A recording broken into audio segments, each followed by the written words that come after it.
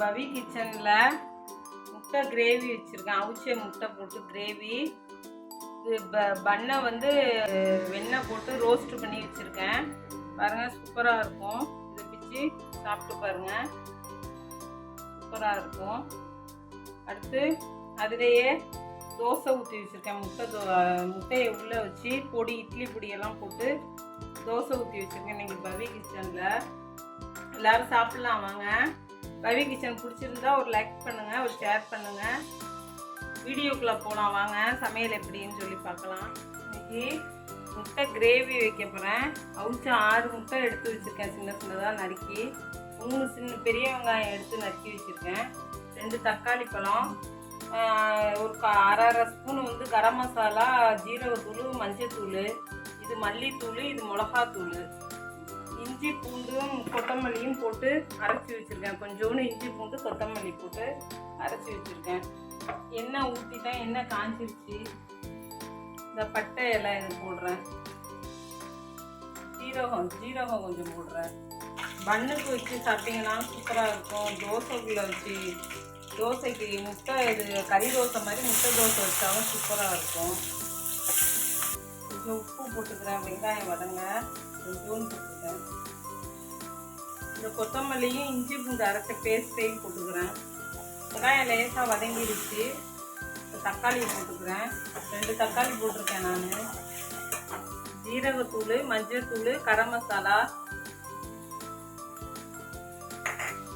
இதில் வந்து மல்லித்தூள் அரை ஸ்பூனு, மிளகாத்தூள் ஒரு அரை ஸ்பூன் வச்சுருக்கேன்.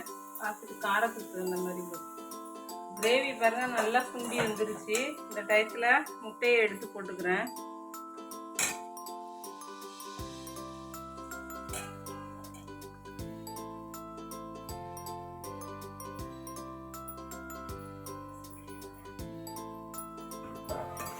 நல்லா கிண்டி விட்டுக்கிறேன்.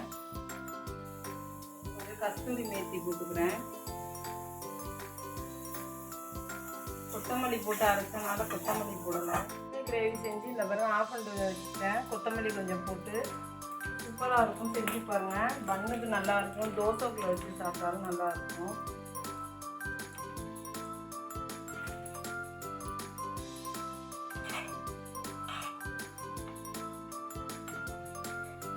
லேசாக சூடானவங்க திருப்பி போட்டுருங்க. திருப்பி போட்டு பட்டர் போட்டு செஞ்சிங்கன்னா சூப்பராக இருக்கும் பன்னு. இதே மாதிரி சாப்பிடாம இந்த மாதிரி டிஃப்ரெண்ட்டாக சாப்பிடுவேன்.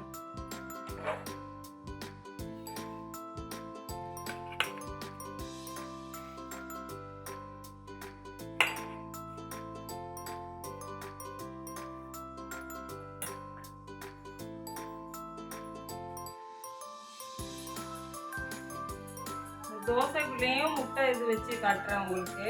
தோசை ஊற்றி வச்சுருக்கேன். முட்டை வைக்கையில காட்டுறேன். இப்போ வேகட்டும். மூடி வச்சுருக்கேன். தோசை முட்டை கிரேவி அதிலே வச்சு காட்டுறேன்.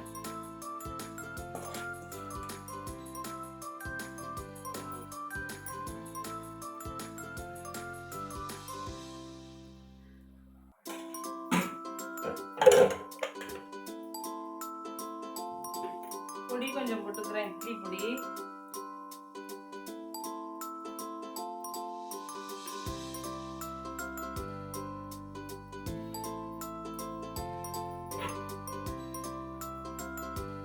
எண்ணெய் ஊற்றிக்கிறேன்.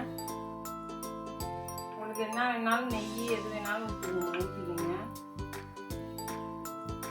இந்த மலைச்சாரல் மாதிரி நிறையா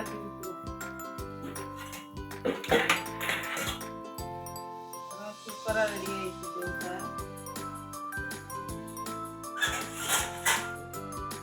அதான் தோசை எடுத்துட்டேன்.